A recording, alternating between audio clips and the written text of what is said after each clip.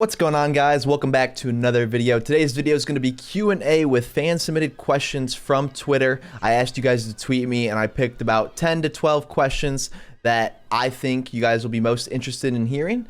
And we're just going to play some pubs while answering these questions. So enjoy the video. Make sure to subscribe if you're new here and give a like if you enjoy the video.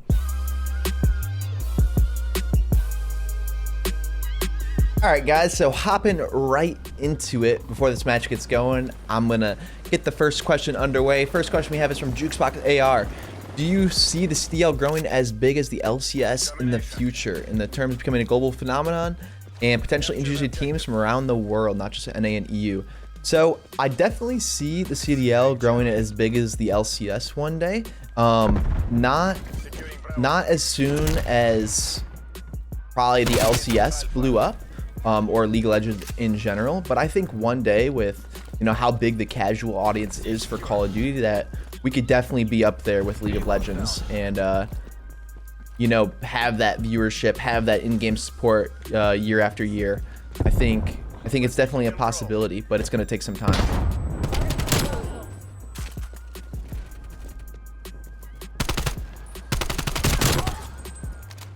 And here we go.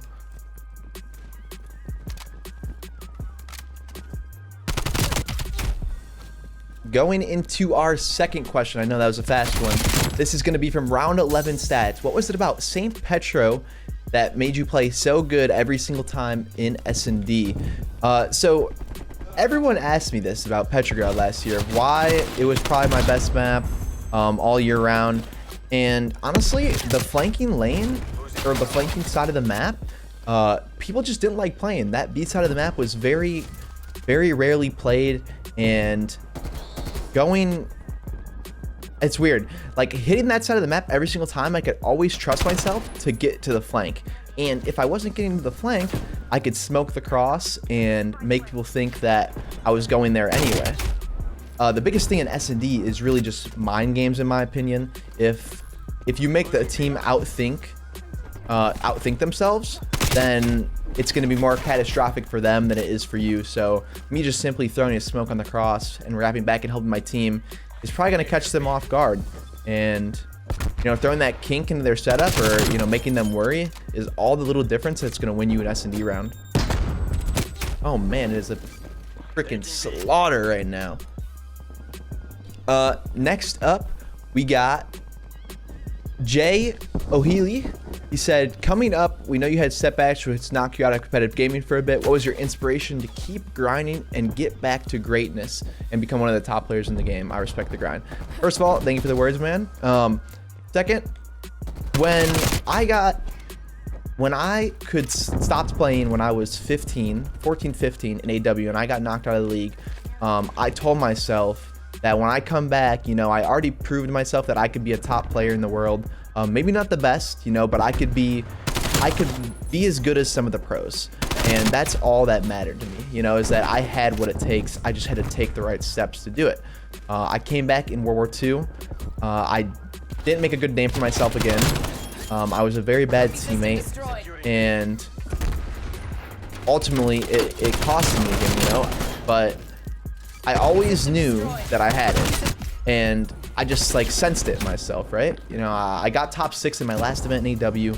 Coming back, I got T48 and top 80, which was absolutely devastating. And it was a mix of emotions, all right? I'm sure you can imagine just hearing those placings, top 6 or 6th place to 80th place. It wasn't very fun, but I knew I had what it takes, and I wasn't gonna give up. A lot of people, this is their dream, to play video games as their job, and it was my dream. My dream to play Call of Duty and make the pro league, because in AW, even though I got 6th, I was never in the pro league, and it wasn't as big back then. Now it is literally my job to play and be the best I can be. So that was just always my inspiration, that I wanted to be the best, just like in any sport. I played baseball and lacrosse growing up. I wasn't as passionate about that as I was about video games. But if you're a serious sports player, high school, college, even Little League, that's probably something you're super passionate about. And I'm super passionate about Call of Duty and just gaming in general. It's I'm fortunate enough to, you know, get to do what I do. Especially, you know, the best thing about gaming, say I'm not having fun on Call of Duty one day, I can hop on another game and have just as much fun if I like that game. And that game for me is probably League of Legends. You know, that's like my decompressing game. I always just have a fun time playing, and just like Call of Duty, I want to be the best at League of Legends that I can be. And I know that is not very good at all, because I know my limits. But when I was a young kid playing COD, you know, I changed my mentality along the way, but I always saw it as I could be better than some of these pro players, you know, and I want to be as good as some of these pro players. You know, I want to win a world championship one day. That is the motivation. I mean, even now, like, tournaments last year weren't as big as being online, but I want to win a world championship in front of that stage. That's what's going to keep pushing me to be better person, better player, better teammate. To our next question, we have Oblivitor with, which roster are you most excited to face this year, and who do you think will be a surprise package? So I think that, well, the team I am most excited to play was probably FaZe, the new FaZe roster in 44. Obviously, Arcides or Alec went to their team after this last year, and I think we're gonna have a good games versus them. I'd say us two are obviously two top 4 teams. Those always can expect to be good matches. Otherwise, for surprise picks, I gotta go with Florida. Florida is Awakening, Havoc, and Skies, and they're still looking for a teammate. But I think they will be the underdogs again, just like last year. They won 3 tournaments. Those are, you know, obviously teamed with Havoc in the past, and we were underdogs on Gen G. So if I had to pick someone to obviously win tournaments they shouldn't, or beat teams they shouldn't, upset them, then it'd have to be Florida. And obviously super excited to play FaZe, 100 Thieves, and Dallas again. I think us, 100 Thieves, Dallas are teams to look out for. And then honestly, along with Florida, I kind of forgot for a second, but Seattle's like a powerhouse squad, and a sleeper pick for sure. Going to our next question, we got Claus COD, or Claus _ COD. Do you think you could still compete with top tier mouse keyboard players if COD switched over? So I'm not really sure if it means if they switched over to completely PC. That's what I'm gonna guess he means. So we're gonna go off that. So let's say Call of Duty is completely on PC. I think I would be able to compete for the first while. I think along with a couple other pros and a couple people that aren't currently in the pro scene, maybe like Parasite or something. I know he plays lots of PC games.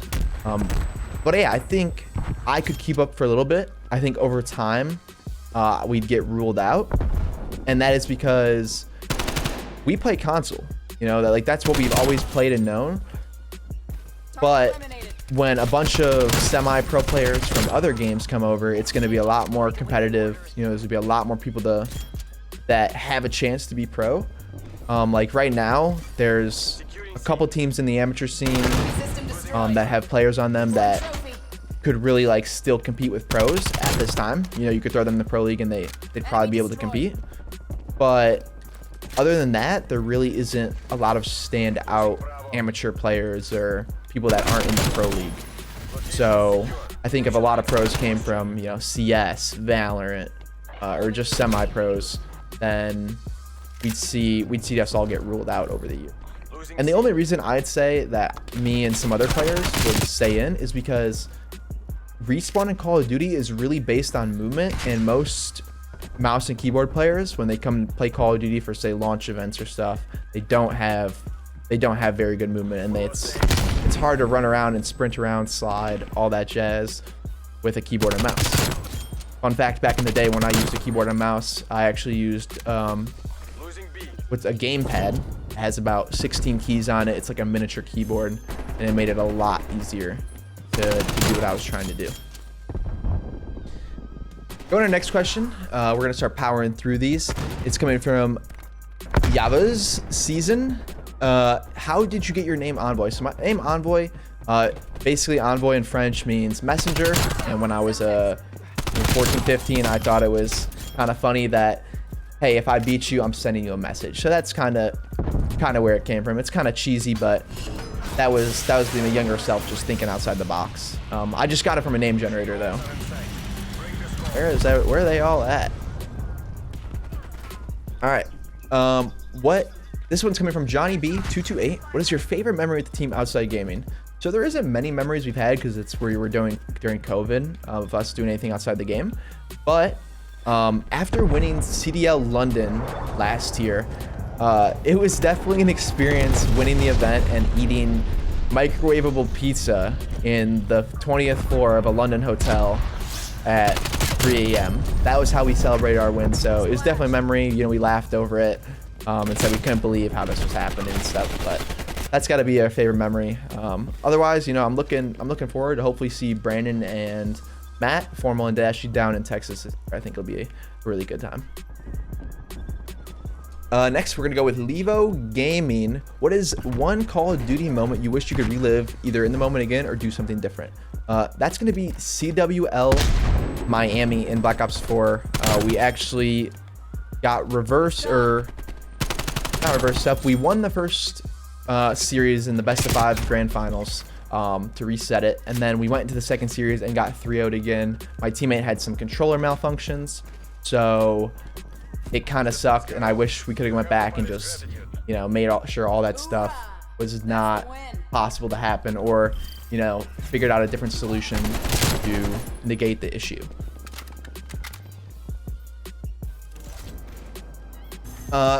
And then we're gonna go with 2 more questions here. I'm just gonna finish out the video. I know we're already done with the game, but it's been a quick one, so we're gonna go ahead. We'll go full screen here for these last 2 questions. We're gonna have MLB7 _ said, which pro players did you look up to during your own come up into the COD scene, and why did I look up into these specific players? So when I was coming up in the COD scene, even when I was underage, I really looked up to Hook. And it's really weird because Hook is like the same age as me, but he's always been that super aggressive player and super standout on his team. He's doing the dirty work, but he's also getting a bunch of kills. And when I played the guy in AW, let me tell you, he was an absolute monster, and I could not beat him to save my life. So when I was underage, I really looked up to Hook, and you know, he's a really good opponent nowadays. Obviously, they won champs last year, won 3 chips, so he's an absolute beast. And then going into our last question, if you guys know me and you guys watch my streams a bunch, you guys know I'm really big into music. We got Koopa Troopa Cod asking top 3 music artists. And if I'm gonna go with right now, no specific order. We're gonna go Lil Baby, Roddy Ricch, and honestly, the last one's kind of hard, but I'm gonna have to say DaBaby. I've always been on DaBaby wave. DaBaby is like the pregame music for sure. Honestly, all 3 of them be popping off, so they're all on my pregame playlist, my normal playlist, even though I can't rock that on stream anymore. I think if you ask someone that visits my stream daily, they'd tell you that those are some very popular artists in my playlist. But guys, I appreciate you guys stopping by for the Q&A. If you guys are new here, make sure you subscribe to the channel, drop a like on the video, and once again, I appreciate everyone watching the video, and we will see you next time. Peace, guys.